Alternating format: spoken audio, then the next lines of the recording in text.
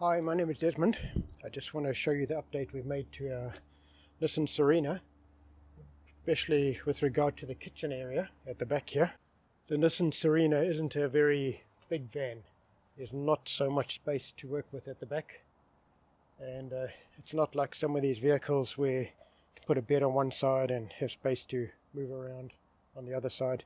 So when you're dealing with the back section of it, you have to decide, are you going to put the whole kitchen over here and have a large kitchen area to work with and lose the space, or are you going to have a bit of a lounge where the seat is suddenly useful? You can sit down in this area. Got a step over here. We've got some little dogs. They need the step to get in and out, and then you can access the toolbox as well. The Nissan Serena has a large toolbox that's pretty deep. You can fit some fairly big stuff in here, and it would seem a shame to make that go to waste and put a kitchen on top of it. So I prefer to keep this area clean. You've got a lot of space to sit and work with. Now, the last time I did a video, I told you how I had my kitchen at the back here.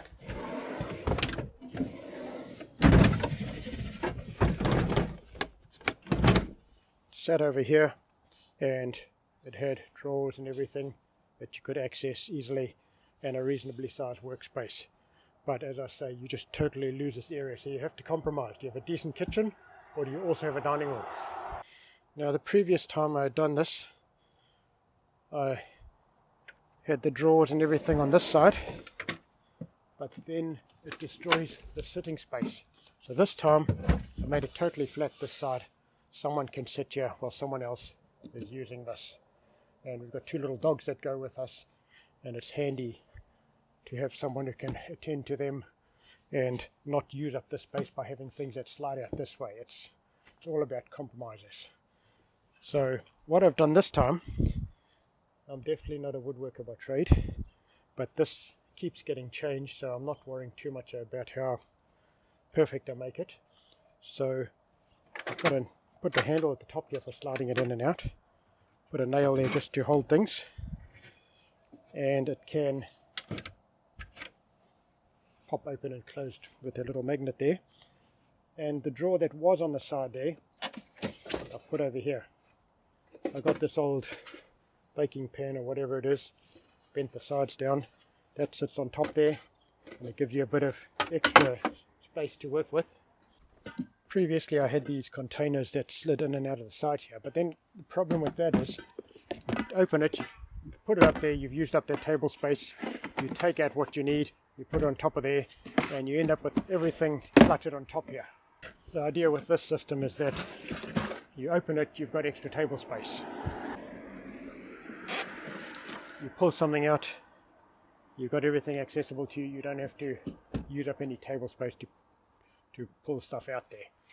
This bit here, we still have to pack it and see what we're going to have in it, but most of the time we just have a few breakfast things and coffee and tea. Previously we had this cooler bag, you put everything in it, and then you got to dig around to get it out, you got to take and you put it back in the front there, whereas now it can sit there, you can see from the top exactly where it is, and you can access it easily. You can put it back when you're finished, just close it up, and it's out of the way. What I also did, I got some drawer runners, and I put the stove here. Now behind it, I make sure I have to open it so I can get out the fire extinguisher, but I have this little kit here that's a windshield. I still want to make something so it can go all the way around, but you put it here and that protects the wood over there when you're cooking. Doesn't have to go back in its bag, but sometimes when you've paid for these things you want to use them. As you can see, the workmanship is atrocious. I've modified this and chopped it up and played around with it so many times, it's in a real mess, and things don't line up properly. But the important thing is it holds together, and it's forming a basis for me to eventually decide when I want something exactly a certain way, I can make it that way from the beginning. So this might all end up in the rubbish, but for now it does the job. This was $45 when I originally bought it, and it's served its purpose so far. And as I say, in the future I can make something decent, but I'm learning from my mistakes, and each time we go camping we learn something new, something we can change. But from now on we're going to have a lot more workspace. You may ask what this little box is for. This serves two purposes. Our dogs are a little bit small to jump in and out, so they need something to step on, so I glued this mat on here. But also this is the exact same height as the back of my van. I can pull this out further. So the back of the van is 50 centimeters high. This box is 50 centimeters high.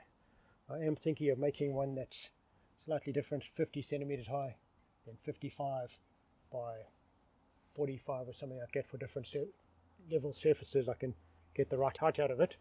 Otherwise, for now, I can just stick something underneath it if I want to adjust the height. I could turn it on its side. I've got a few different settings available.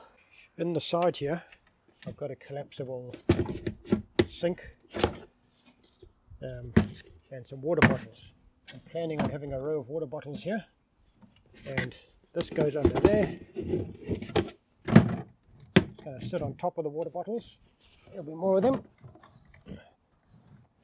And then as we use up the water, we put it back under there. Our dirty dishes go in there because most of the time we're only away for one night, so there's no point washing dishes and things like that. So when we finish with the dishes, we go in there. So that's the biggest problem we found last time, is where do we put everything when we're finished with it. So now with that out of the way, there's plenty of place for two people to sit. You can sit and have a coffee or whatever. You can be overlooking the mountains. Last time we were looking out over a lake, so we could sit over here. And another thing I've done for the dogs, besides their footstep, I have this rope here, 2 lengths of rope tied on there permanently, and some little clips, so we can just clip it on their collars, and it just gives them a bit of space to run around, and we don't have to look after them, because in some of these places there's rabbits, and I've heard of people losing their dogs chasing a rabbit and disappearing down a hole, and they never see their dog again. So we have to be able to secure our dogs, so they still need a bit of training. And then I've got this tarpaulin here, just in case something gets dirty or it's muddy and we need to leave our shoes somewhere. And then I have the 2 camping chairs packed away here, in case we want to sit outside over there. Another thing I did the last time we were camping, I've been trying to decide whether it's worth buying an SUV tent or not. And they're quite a bit of money, and a lot of the times we spend most of the day exploring, and we get to the campsite later in the evening, jump in the van, go to sleep, and then drive off. So I don't know if it's worth getting an SUV tent, so we don't stay in one place for all that long. So what I did last time, we've got one of those pop-up shower tents that are $30 or $40, popped it up at the back of the van here, and I threw a 6 meter by 4 meter tarpaulin over the whole lot, and it gave us quite a bit of privacy. So that's something else you could think of.